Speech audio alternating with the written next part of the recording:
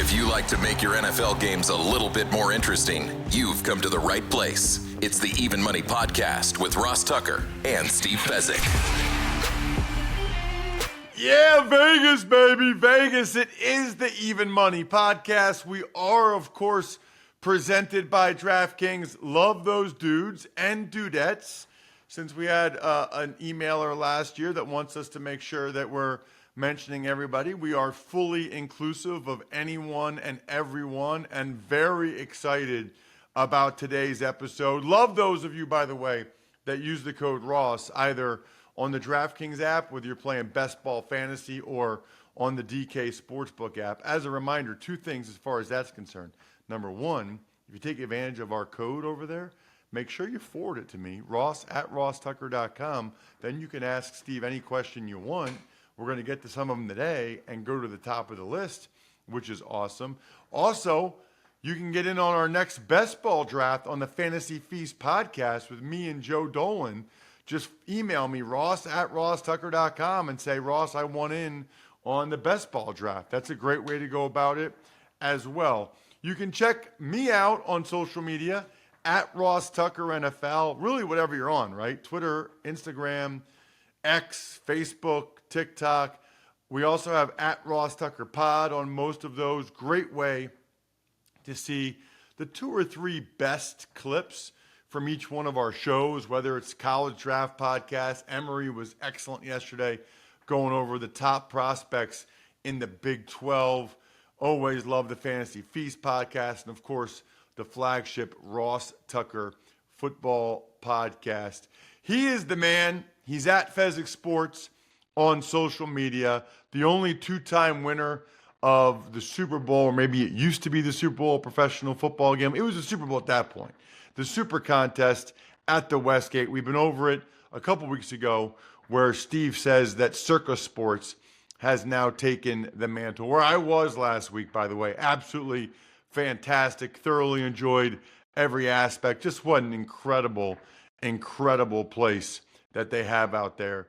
Check us out on YouTube if you want, youtube.com/Ross Tucker NFL, as well as the different fast channels we're on, Roku, Samsung TV Plus, a lot of different ways you can get the show if you would like to. But we got to start with something else, Steve. Steve was saying this to me right before we started the show, and I can't let this go. I cannot not talk about this. Steve, you said that you now bowl two-handed. Is that right? For the first time, and this is a game changer. I got tennis elbow going on. I've been going to the gym. We go bowling, and I'm like, boy, I don't want to put too much stress on my right hand. I'm like, I'm going to bowl two-handed. I'm just going to wing it. I don't know what I'm doing. All right? And so I try it. This is a game changer. As a guy that never was able to have a big swinging hook, and guys like being a big swinging dude, bowling two-handed changes everything, Ross. All of a sudden, you let go of the ball. You don't have to really even know anything. You can look at a video, and boom, your ball is going to curve, hook 4, 6, 8 boards. I almost threw one in the gutter that wound up in the pocket. So as a guy that was never able to get enough revolutions on the ball to break like a pro bowler would do, I recommend it to everyone. So much fun to be able to have your ball hooking like crazy. So try it, bowl two-handed. Steve, you can't bowl two-handed. Oh, you can't the do best that. bowler in the world, Jason Amante, bowls two-handed. If the Seriously? best bowler in the world, in fact, the reason everyone bowls one-handed is that's just how everyone had done it. It's almost like that DeChambeau dude that has like all his irons are the same length. Makes a lot of sense in many ways. When you think about it, Ross, I'm going to personally guarantee you bowl two-handed. You're going to come back and you're going to say, Steve, that was the most fun I've ever had bowling. So, a couple things. Number one, if you bowl two-handed, that sounds like it's bad for your back. You got to really bend over then, right? Like if you're one-handed, you can stand upright and just do that like spin and crossover thing with your leg. Two-handed, don't you kind of have to get low to be able to really like throw the ball? Probably should get lower. I pretty much use the same form, and you can use a lighter ball if you're concerned. I mean, so it was That no sounds like stress at all. it would aggravate my back. That's first of all. Second of all, Steve, you just can't you look like a total dweeb bowling two. Although I didn't know you just blew my mind that the number one guy bowls two-handed. Maybe I don't know what I'm talking about, but anytime I've ever been at a bowling alley and seen somebody bowling two-handed, I've been like, "Are you kidding me?" What a clown. I'm gonna disagree. I think you look like a dweeb when you can't throw enough hook and you hit it in the pocket and you can't carry the 5-pin because you don't have enough masculine prowess to make that hook come in. And this will solve all your problems. It's the blue pill of bowling, two-handed. Wow. All right. Well, we need to get a video of that. We can post that on our social media at Ross Tucker Pod of you bowling two-handed. I am very curious to see what that looks like. I'm also really curious about today's main topic, Steve. We're going to get back to some of your NFL games of the year next week and over the next couple weeks. And then before you know it, the Hall of Fame game will be here, and we'll be making money off NFL preseason like we always do. Highly encourage you guys to get involved there. But you and I were texting, and you were saying, I want to make sure I want to make sure I know exactly what you said here, which was most people should not be buying individual picks unless they are betting large. Now, hold on a second, Steve. Correct me if I'm wrong. That's like a big part of your business, right? Like you're a pro bettor and you make money off your bets. You make some money off the media stuff. And then you make a decent amount of money, I'm assuming, from selling your picks. And yet you're going to now lay out why people shouldn't do that, Steve? Do you know, not really a sales guy, huh? I am an honest guy. And the bottom line is, don't buy my individual picks. You bet $200 a game. Buy my annual. Get a discounted annual. Get every one of my picks. I'm going to have hundreds of picks on any football season, and you can get that for well under $1,000. Pregame.com. That's the way to go. So you're going to be paying like $4 per pick. Okay. The way not to go is to come in on a random Thursday night and buy my game that night for $20 and bet $200 on it. And here's why. You need to bet $500 plus to justify buying one pick. And look at a $220 to win $200 better. All right, let's say you spend $20 for a pick. If that pick wins, you win $200, but you have to pay $20 for the pick. You only win $180. If it loses, you lose $220 and you lose the $20 you spent for the pick. So you're essentially risking $240 to win $180. You're laying minus 133 in that situation, Ross. You can't win laying minus 133. So if you're betting $200 a game, heck, if you're betting less than $200 a game, that's fine. Listen to Even Money Podcast. Listen to free content. Make those bets based upon getting those plays for free. And if you're committed and you're going to bet $200 a game all season long, then it's A-okay. Get an annual package, and now your cost per game drops to, a very reasonable $3 to $5 per play. That is the way to go. So, what 500 is the number where betting individual games is worth it? I think so. So if you do the math and you bet 500 game and it cost you $20, now you're laying like minus 118. Bottom line, you got to be laying less than minus 120 for your implied VIG. If I have to hit over 55%, it's just too high a hurdle for me to be able to clear on my games. So I would say if you're going to spend $20 for a pick, you really need to be looking to bet 500. And you know what? If you're normally a $100 bettor, I don't want you to go out there and suddenly start betting 500 a game just because you're spending a lot on picks. Just don't buy the picks yet. Build your bankroll up to the point where you can justify that. Until then, look for annual packages or look for free plays. What about, Steve, when you say, tell me about the math on paying for picks, when you always talk about the edge for each game, and you say, what's the number you have to make? You have to win to break even. 53.5. What is it? 52.38% minus betting minus 110. 53.75 on minus 115 bets. Okay. So how is that number affected? What percentage does let's say they're buying picks from you, Steve. And I know, I guess it depends on how much they're paying for the picks, but what percentage essentially do you need to hit for it to be worth it to them to be paying the extra money to be buying the picks from you? You know, it's a great question because let's say they're playing for the year, right? And let's say they're going to be picking on their own and they're going to hit around 50%. So now, if I can hit like 53.5% and you're getting all my plays for the year, you're going to be able to turn a profit if you pay one-time fee and get every one of my picks.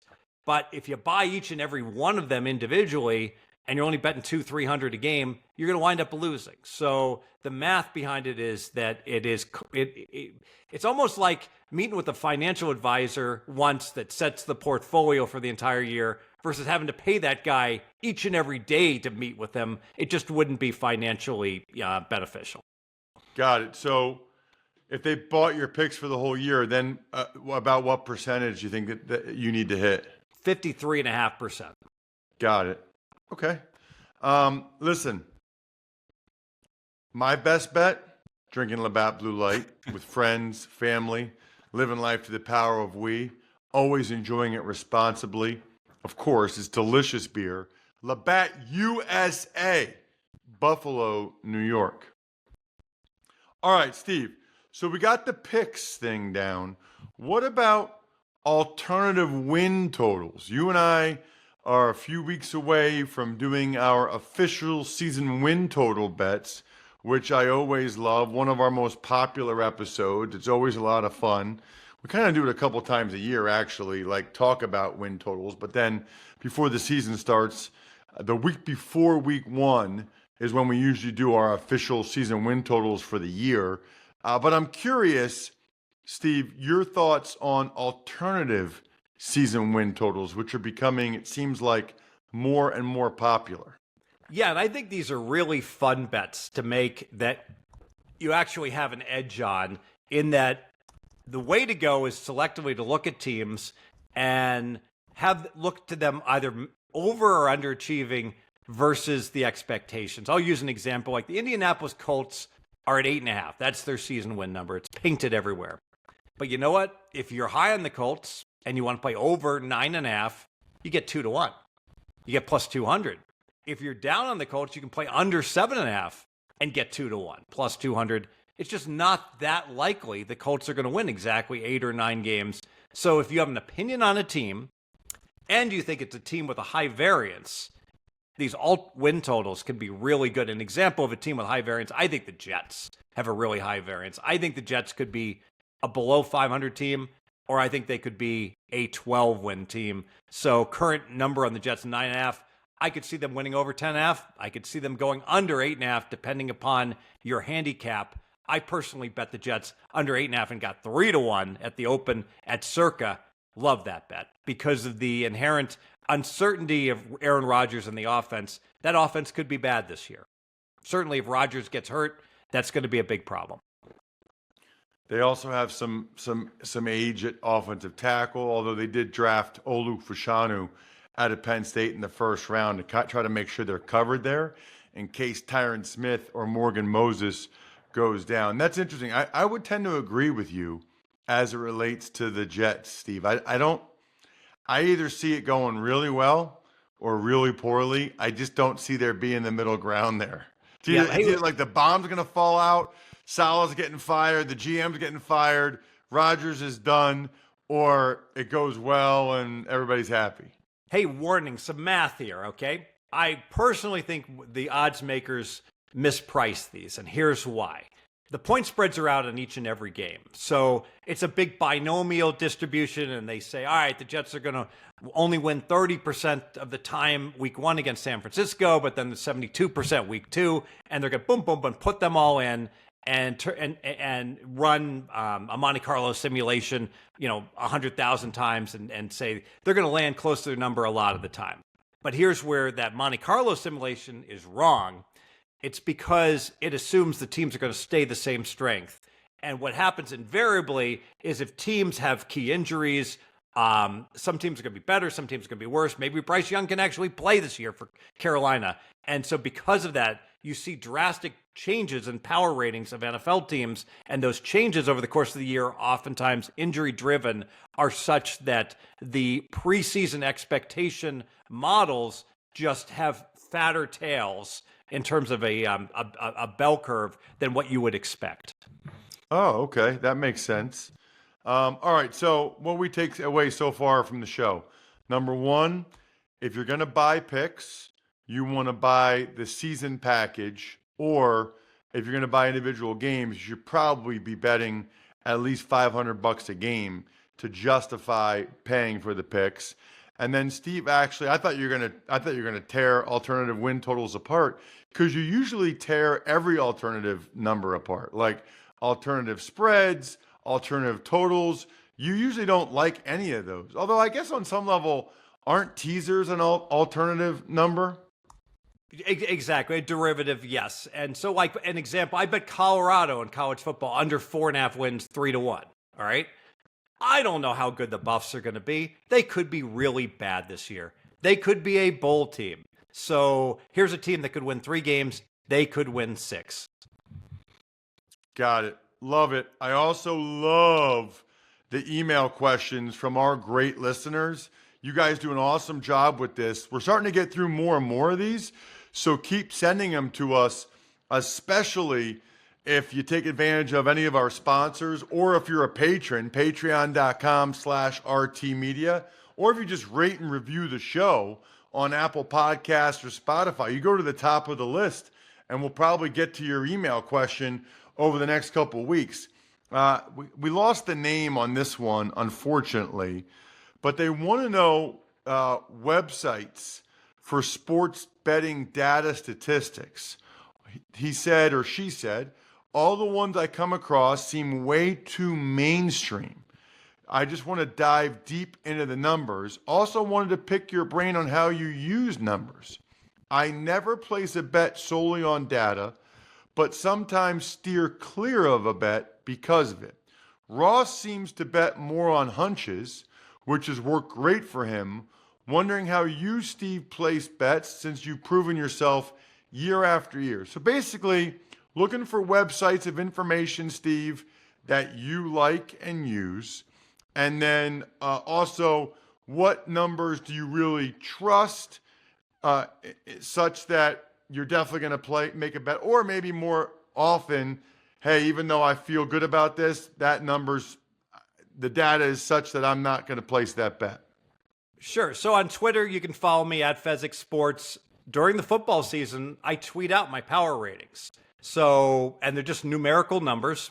And if, for instance, Kansas City is a 6 and the Eagles are a 3 and they're playing on a neutral site, I take the difference. Kansas City should be -3 based on my power ratings. So you can just use my power ratings as a starting point and then tweak them. You know, maybe you feel I'm too high on a team or too low. You know, make adjustments from that. That's a good starting point. One site I like, TeamRankings.com. I think TeamRankings.com does an excellent job projecting the season as a starting point to look in terms of what I project the final records of teams to be. There are other sites that I think do a much lesser, they try to do it, but they don't do nearly as good a job. There's still a few flaws with things like that. As an example of TeamRankings.com, their baseball always overstates the bad team's projected final record because it never takes into consideration the likely fire sales that will occur in places like the White Sox, the Oakland A's, the Colorado Rockies, that are probably going to be looking to unload salaries and talent, and so their teams are going to get worse. And a place like Team Rankings just values their chance of winning based upon the current roster. Yeah, and I would just add to that, it's data. Sports Injury Central, those numbers are numbers that I now look at, and I incorporate that. And honestly, based on how those guys have done, and I know Billy Walters talked about it, I might be better off just using, just blindly betting off the Sports Injury Central score.com numbers. It's SICScore, SIC score.com. I know, Steve, that you and Billy Walters, other people like you, have been using that data. We were even talking recently, and maybe I think it was a couple weeks ago, about the impact of those numbers going more mainstream and more people using that website and those data. Yeah, now listen, everyone knows when a quarterback is out, all right? So Mahomes is out, okay, we're going to move the line 8.5 points. But where the sports injury folks are so good is where you've got cluster injuries on the O-line, and they're evaluating how much the cumulative effect of all those dudes being out, how that applies to the point spread. And maybe none of these guys move the needle at all, Ross. But collectively, when 3 of them are out, like the number 2, 3, and 6 linemen are out, boom, that could have a 3-point, adjustment to an offensive efficiency. And so SIC really good at that stuff. It's interesting too. I don't know if you've been watching the Giants off-season Hard Knocks at all, Steve, but that's certainly how NFL teams look at it.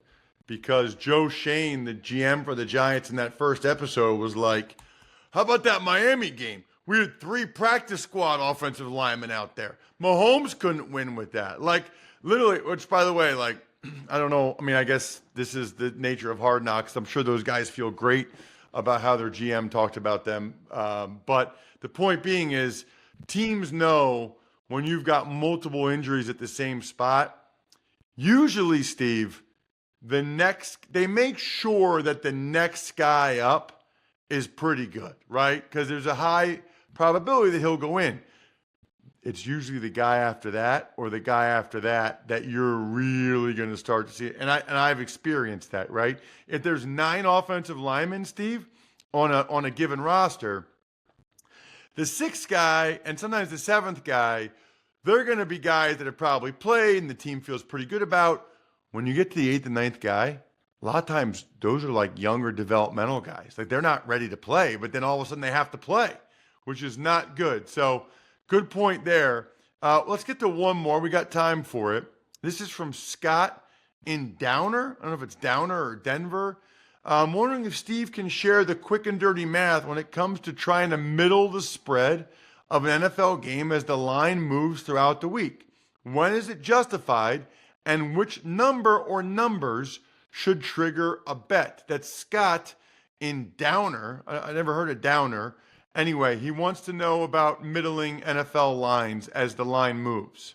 Well, the 2.5, 3.5 point spread is, of course, the most important of all the numbers. How important? Well, if you take plus 3.5, lay minus 110, and then you lay minus 3, minus 110, so you play both sides, that is just about break even. It's really close. All right. You're like, well, how am I going to make money? Well, you're going to make money if you can lay 2.5 and take 3.5.